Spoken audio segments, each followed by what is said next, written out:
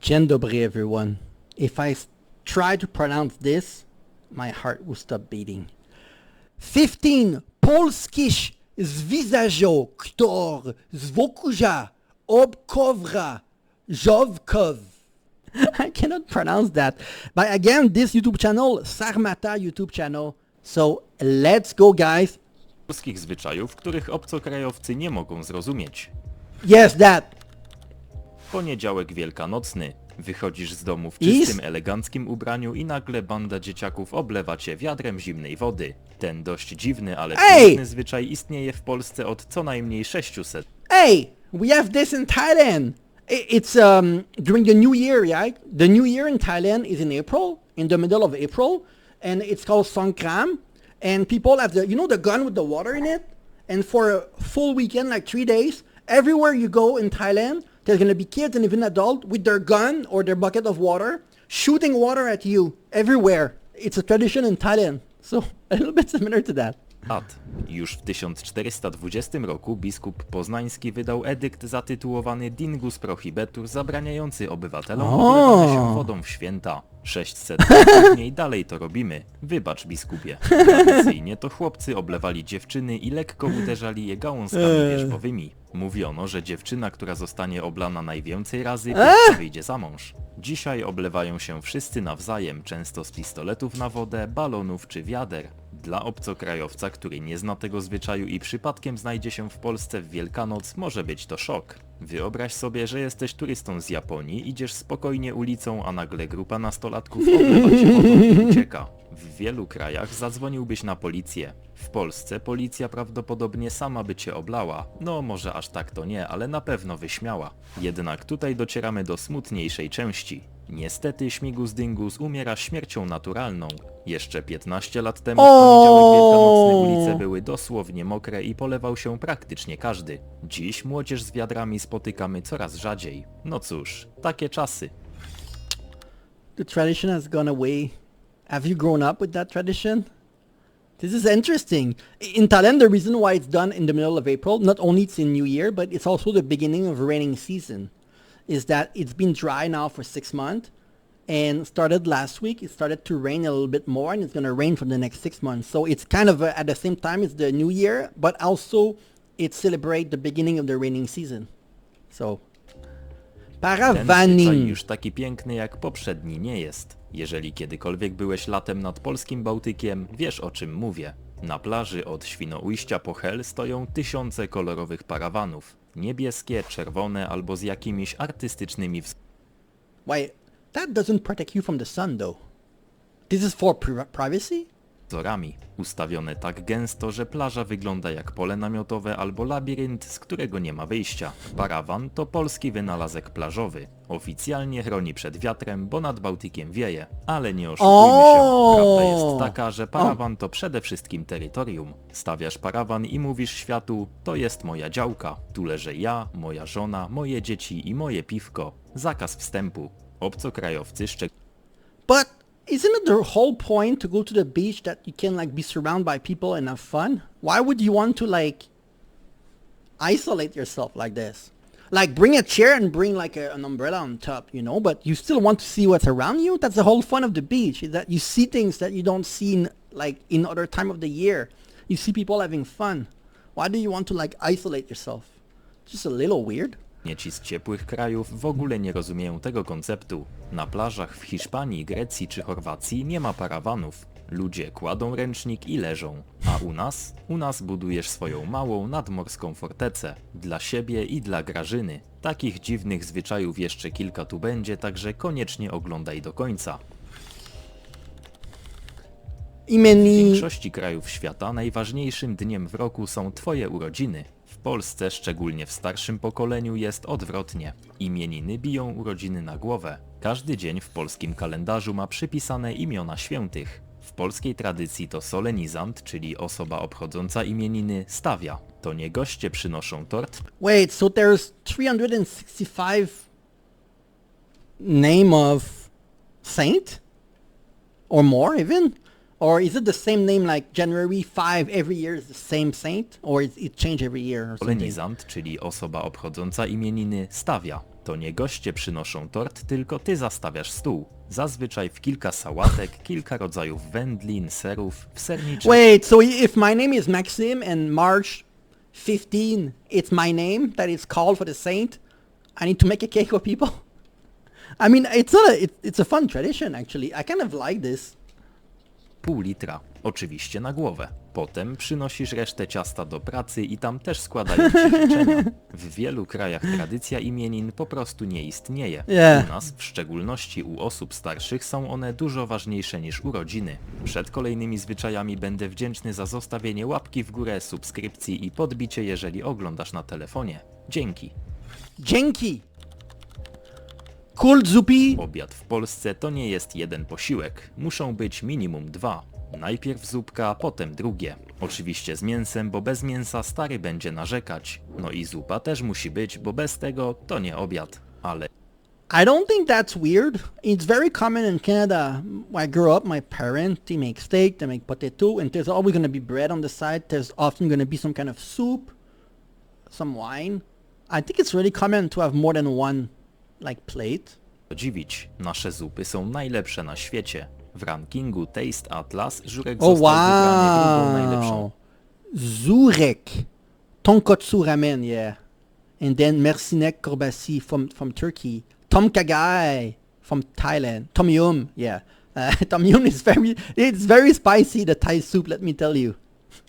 Świata. W pierwszej 50 znalazły się także rosół, zupa borowikowa i barszcz czerwony. Jak mogli zapomnieć o krupniku? Wracając, w polskiej kulturze zupa nie jest przystawką jak na zachodzie Europy. To fundament posiłku. Nie ma większej urazy dla twojej babci niż niedojedzenie jej pomidorowej. Oh, this look good! Krajowcy tego nie rozumieją. W Is this wielkości niż niedojedzenie jej pomidorowej. Obcokrajowcy is this I think this is the red fruit that I forgot the name that I don't really like. Beetroot? Is it beetroot? tego nie rozumieją. Or it's still W wielu tomato? krajach obiad składa się tylko z drugiego. W Stanach jesz burgera, a w Anglii fish and chips i tyle. U nas masz talerz zupy, schabowego z ziemniakami i kapustą, no i oczywiście kompocik. Oczywiście nie mówię, że jesteśmy jedyni, którzy traktują zupy poważnie. I mean, it's true what he's saying, but at the same time, where I'm from in Canada, it's really depend on your family. Like, if they love to cook more dishes or things like this, where I'm from, my parent, it was similar to what he's showing in the video. Przykład można tu podać japoński ramen, który zresztą we wcześniej wspomnianym rankingu uplasował się na pierwszym miejscu. Dla Japończyków ramen to często cały obiad, ale że lepszy niż żurek? Daj pan spokój. Jednak w większości krajów nie ma kultury regularnego jedzenia zup. We Włoszech przykładowo te są serwowane tylko gdy ktoś jest chory. U nas obiad bez zupy to nie obiad. That's not really true. Kolejny po parawanach, zwyczaj z którego niekoniecznie musimy być dumni. Aczkolwiek ten przynajmniej powoli odchodzi do lamusa. Jednak kiedyś był standardem. Samolot dotyka pasa startowego i wtedy na pokładzie rozlegają się gromkie brawa.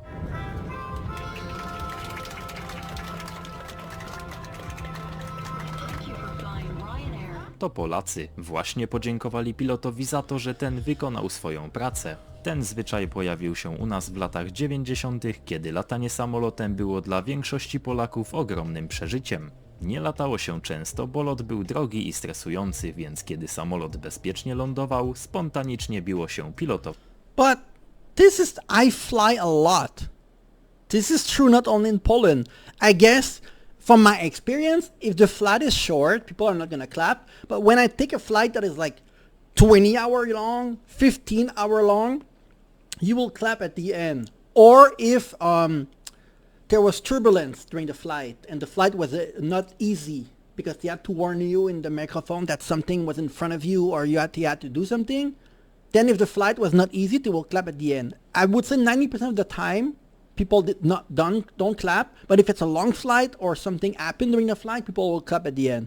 So I guess in Poland, even if you fly 1 hour, people will clap, so it's a bit, in that sense it's different, but Brawo. W szczytowym momencie klaskania na Facebooku powstała strona Polacy przestańcie klaskać w samolocie, błagam, która zebrała ponad 10 000 polubień. Ten zwyczaj jednak powoli wymiera. Latanie stało się codziennością. Polacy latają często i tanio, a klaskanie coraz częściej spotyka się z zażenowaniem. Jeden z portali lotniczych napisał niedawno, że klaskanie po lądowaniu to już przeszłość. Młodsze pokolenie traktuje to jako obciach. Starsze dalej klaszcze i nie widzi w tym nic złego. I warto dodać, że nie tylko Polacy to robią. Włosi, Hiszpanie i pasażerowie z Europy Wschodniej również biją brawo. Ale to my staliśmy się symbolem tego zjawiska. Taki nasz narodowy wkład w światowe lotnictwo cywilne.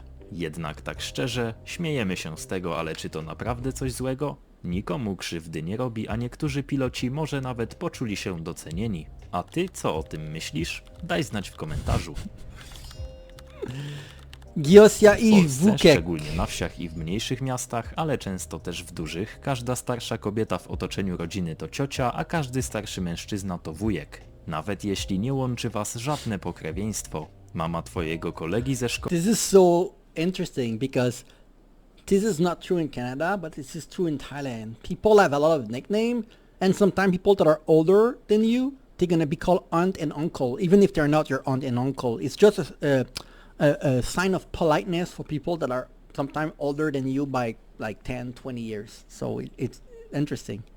ciocia, sąsiadka z klatki, ciocia, koleżanka mamy, która przyszła na kawę, ciocia, mąż cioci, Ciocia. wujek, kumpel taty, Wujek. prawdziwy tata, nie no żartuję, też wujek. Facet, z którym tata ogląda mecze, wujek. W Wujek. pewnym momencie dziecko w polskiej rodzinie ma 20 cioć i 15 wujków, z czego tylko 4 jest spokrewniona. Na wsiach do każdej sąsiadki mówi się per ciotko, a do sąsiada per wujku. Dla obcokrajowców to jest mylące. Jak to? To nie jest twoja ciocia? No nie. Ale traktujesz ją jak ciotkę? No tak. Ale dlaczego? It's a sign of politeness in Thailand and a sense also of familiarity if you know the person versus if the person is a stranger. Tak już jest i tyle. Ten zwyczaj wynika z polskiej potrzeby skracania dystansu i okazywania szacunku jednocześnie. Exactly. Pani Aniu brzmi zbyt formalnie jak jesteś dzieckiem, a Aniu to znowu przesada w drugą stronę. Ciociu Aniu to złoty środek. Ciepło, blisko, ale z szacunkiem. Obcokrajowcy tego nie mają i nie rozumieją, a szkoda, bo moim zdaniem to naprawdę piękny zwyczaj. Parterre. W Polsce parter to parter, pierwsze piętro to nad parterem. Proste, logiczne, oczywiste, prawda? Nie dla Amerykanina. W Stanach Zjednoczonych first floor to parter, czyli to co my nazywamy parterem. Again, this is the same in Thailand. In Thailand, when you go to the shopping mall, the first floor is not the first floor. You have the ground floor. And then above that, then you have the first floor. So, Pierwszym piętrem, a to co my nazywamy pierwszym piętrem, Yeah. oni nazywają drugim. Mówisz Amerykaninowi mieszkam na pierwszym piętrze i ten jedzie windą na drugie, bo dla niego twoje pierwsze to jego drugie. Zresztą to nie jedyna różnica w liczeniu. W Polsce tydzień zaczyna się w poniedziałek, w Stanach w niedzielę. I oczywiście data. My piszemy dzień, miesiąc, rok, Amerykanie miesiąc, dzień, rok. yeah. Więc kiedy widzisz datę 03.04.2026, Polak myśli o 3 kwietnia, a Amerykanin myśli o 4 marca. Nie wspominam już nawet o liczeniu temperatury w Fahrenheitach czy wysokości w stopniach, Oh, ale na man. szczęście to odklejka Amerykanów względem reszty świata. American use a lot of measurement like Fahrenheit that nobody else in the world use except like US territory and things like this, because in Canada, right, where I'm from, we use everything that you guys use in Europe. So we use Celsius in Canada, you know, we use kilometer, while in the US they use miles and Fahrenheit. We use the same thing that you guys use in Europe, and it doesn't make sense for American because they were colonized by the British. Why are they using a completely weird metric system that they just made up themselves, you know? Lotnie. Chyba każdy z nas miał w życiu sytuację, w której babcia tak skutecznie namawiała cię na dokładkę, że ostatecznie zjadłeś pół talerza zupy. Zjedz jeszcze, a może ci jeszcze dołożyć? No zjedz, chociaż pół miski. Tyle wystarczy, żebyś się obżarł zawsze czasy, a tu jeszcze trzeba zostawić miejsce na schabowego. Pomimo, że czasami takie namowy mogą Oh, the być dog. irytujące, w szczególności Nah, there's no way that this dog footage. Do you guys have a dog like this on the chair? Nah, come on. This is crazy. My dog would all eat the tomato and everything like this. Wiecie, musisz zrozumieć, że starsze kobiety często okazują miłość właśnie poprzez jedzenie. Kolejny talerz zupy od babci to po prostu kolejna porcja jej miłości. Zresztą ogólnie polska gościnność to And you better finish your grandmom food, everything. Because grandmom think that you don't like the food if you don't eat everything.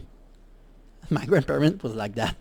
coś, z czego możemy być dumni. Jest oparta na trosce o drugiego człowieka i tak jak w przypadku opisanej wcześniej sytuacji z babcią, często wyraża się ona przez jedzenie. Gospodarz musi mieć pewność, że gość będzie najedzony. To dlatego na imieninach stół aż ugina się od samego. What? Come Pełny on. stół czy talerz, w szczególności dla starszego pokolenia, jest znakiem, że wszystko jest w porządku. Oczywiście to nie tak, że my jesteśmy tutaj jedyni, jednak w wielu krajach jedno nie dziękuję kończy temat. Nas gospodarz będzie walczył, aż nie spróbujesz. W efekcie z odwiedzin u babci albo imienin cioci wychodzisz najedzony i z poczuciem, że ktoś o ciebie zadbał. Polak nie przejdzie pod drabiną i nie poda ręki przez próg, a przede wszystkim nie siądzie na rogu stołu, bo się nie ożeni. Te przesądy są dla obcokrajowców kompletnie niezrozumiałe. Wyobraź sobie, że przychodzisz na obiad do polskiej rodziny, siadasz na jedynym wolnym miejscu, a babcia krzyczy nie na rogu i przesuwa ci talerz na środek stołu. Do tego dochodzi pukanie w niemalowane drewno. Polak powie idzie mi dobrze What happened if you're already married? Does this mean that you're gonna get a divorce? w pracy i natychmiast zacznie szukać czegoś drewnianego, żeby w to zapukać. Jakby sam fakt powiedzenia czegoś pozytywnego na głos mógł przyciągnąć kosmiczne siły zła. Wiadomo, że przesądów nie trzeba traktować ze 100% powagą, ale warto je pielęgnować, bo to część naszej tradycji. How do you... Reklamowski. Ze reklamowkami. Tutaj nie trzeba za dużo tłumaczyć, każdy Polak chyba wie o czym mówię. W naszych domach, zazwyczaj pod zlewem albo w jego okolicy, w jednej dużej reklamówce znajduje się kolekcja innych reklamówek. Normalnie taka polska matrioszka. Mniejsze, większe, z Biedry, z Lidla, Żabki i Bóg wie skąd jeszcze. Złożone w trójkąt, zwinięte w kulki albo po prostu rzucone luzem. Nikt ich nie wyrzuca, bo po co wyrzucać? Na pewno kiedyś się przydadzą. Kiedy Polska wprowadziła My mom was doing that. She was either putting like trash bag under the sink or like bag folded like this. Again, my mom was doing a lot of Polish things. Maybe because my mom grew up in a time in Canada where it was really religious compared to my generation. My mom is a baby boomer, and maybe it was really traditional. In her family, they were religious, so maybe that's why I recognize a lot of the tradition that are in this video. opłatę za reklamówki, wielu Polaków potraktowało to osobiście, jak atak na fundamenty ich gospodarstwa domowego. Ale to nic nie zmieniło. Teraz po prostu kupujemy te reklamówki za 50 groszy i dalej je zbieramy. Obcokrajowiec, który zobaczy tę kolekcję po raz pierwszy, nie zrozumie. Po co ci tyle toreb? Jak to po co? A jak będziesz musiał coś gdzieś zanieść? W czym zaniesiesz? No właśnie. Polska... Oh, I cannot... Jeżeli jesteś z pokolenia, które pamięta lekcję angielskiego z podstawówki, zapewne pamiętasz odpowiedź, której uczyła cię nauczycielka na pytanie How are you? Oczywiście należało odpowiedzieć I'm fine, thank you, nawet jeżeli nie czujesz się w tym momencie najlepiej. But that's the same in every country. Even when you speak to someone in the street and they talk to you, you're gonna say you're fine even if you're not. It's just called small talk or like casual talk or something. Tego nie przejdzie. Na O! pytanie jak tam odpowiadamy stara bida, a nawet nie pytaj, mogło być lepiej, albo w pozytywnym wariancie jakoś leci. I to nie tak, że w Polsce żyje się źle. Wręcz przeciwnie, to aktualnie jedno z lepszych miejsc do życia na świecie. Serio. Profesor Bogdan Wojciszke, wybitny polski psycholog, zbadał to zjawisko i odkrył coś fascynującego. Polacy w przeprowadzonych pytaniach o siebie i swoich bliskich mówią, że żyje się im dobrze, ale pytani o ogół Polaków zazwyczaj stwierdzają, że jest źle. Profesor Wojciszkę twierdzi, że narzekanie w Polsce pełni funkcję spoiwa. Wspólne narzekanie po prostu zbliża ludzi. Dwie osoby, które ponarzekały na pogodę, polityków i ceny, były postrzegane przez obserwatorów jako te mające głębszą relację niż dwie osoby, które zgodnie mówiły, że wszystko jest dobrze. No bo przyznaj, nic tak nie łączy dwóch pracowników jak narzekanie na szefa. Dlatego pamiętaj, następnym razem jak obcokrajowiec zapyta cię "How are you?", opowiedz mu o złej pogodzie, wodzie w kolanie i inflacji. 24 grudnia, Wigilia. Najważniejszy wieczór w roku dla polskiej rodziny. 12 potraw na stole, opłatek, prezenty pod choinką. A w telewizji Kevin. Co roku od ponad 30 lat. Kevin sam w domu stał się w Polsce Where I'm from in Canada, the tradition in my family, and I think a lot of families, is that on the 24th, there's not much going on, but at night, at 12 at night, it's when my brother and I were opening the gift from my parent. Well, back then we thought it was Santa Claus, but we were opening the gift at 12 at night. So we were staying late for the gift. And then the 25, we meet the family on my mother's side. And then 26, the family on my father's side. You know, we do things like this. And then you meet your family again for the new year. That's pretty much how it works in Canada most of the time, yeah. tak nieodłączną częścią świąt jak choinka czy kolędy. To nie jest kwestia gustu, to jest tradycja. Polskie stacje telewizyjne emitują ten film co roku i co roku miliony Polaków go oglądają, pomimo że znają każdą scenę na pamięć, pomimo że potrafią cytować dialogi, This is true in Canada. Home Alone and also the movie Die Hard with Bruce Willis. Even though it's not really a Christmas movie per se, it's a movie that also played during Christmas season. The Grinch also, but Home Alone it's one of the top 3 most popular movie in Canada during Christmas season, so it's true in a lot of country too. byli go już 20-30 razy. Obcokrajowcy nie rozumieją tego fenomenu. Jak można oglądać ten sam film co roku? I really feel like this video is making a lot of things up that is true in other country. Like I recognize a lot of it. Zacznijmy od progu, dosłownie.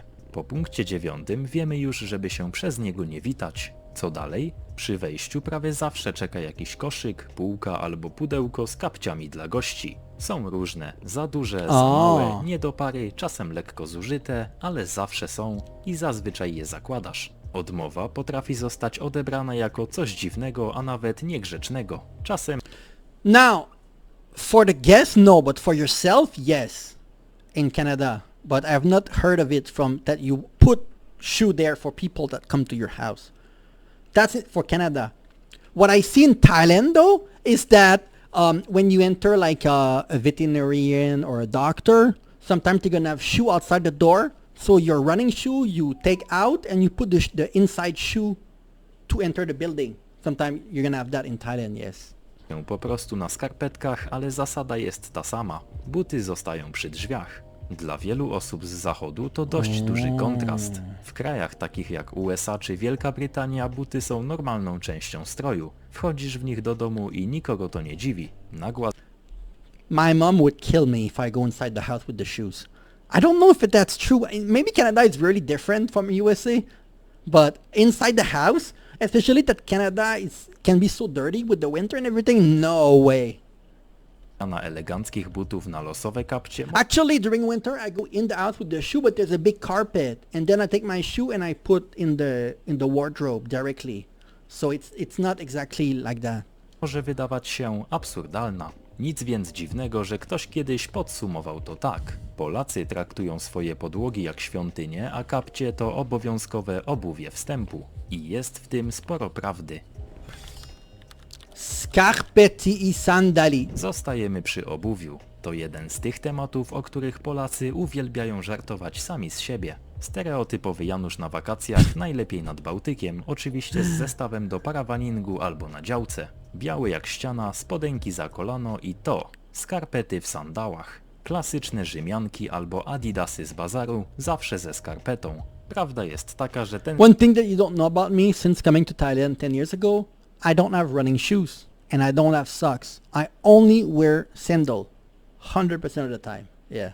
stereotyp jest mocno przesadzony. Right now it's 42 Celsius at almost 5 p.m. it's extremely hot. Nobody wears socks in Thailand or running shoe, to be honest. We all wear sandals. Yeah. Większość Polaków tak nie chodzi i nigdy masowo tak nie chodziła. To raczej domena wąskiej grupy ojców i dziadków, którzy po prostu uznali, że wygoda jest ważniejsza niż estetyka i wiecie co? Może mieli rację. Bo sandał bez skarpety to otarcia, brudna stopa i piasek między palcami. People also don't really wear jeans in Thailand. Again, because the temperature is so unbearable all year long. So you need to wear comfortable clothes and jeans and running shoes and socks when it's so hot.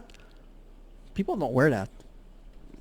Skarpetą all inclusive. Zresztą żarty żartami, ale moda zatacza koło. W ostatnich latach wielkie domy mody typu Gucci czy Balenciaga zaczęły wypuszczać kolekcje, w których modele chodzą po wybiegu w skarpetach i sandałach. Może po prostu I'm not sure I understand that style with the sandal and the sandal and the socks. This doesn't feel right to me. polski Janusz na działce w 2013 roku wyprzedził trendy modowe o 10 lat. Trendseterzy. 100 lat na każda Piosenkę 100 lat zna w Polsce każdy i śpiewa się ją praktycznie przy każdej okazji. Urodzinach, imieninach, weselach, I don't know this song. a czasem nawet bez powodu. Najciekawsze jest to, że nikt się nie zastanawia czy śpiewać, po prostu w pewnym momencie ktoś intonuje i reszta dołącza.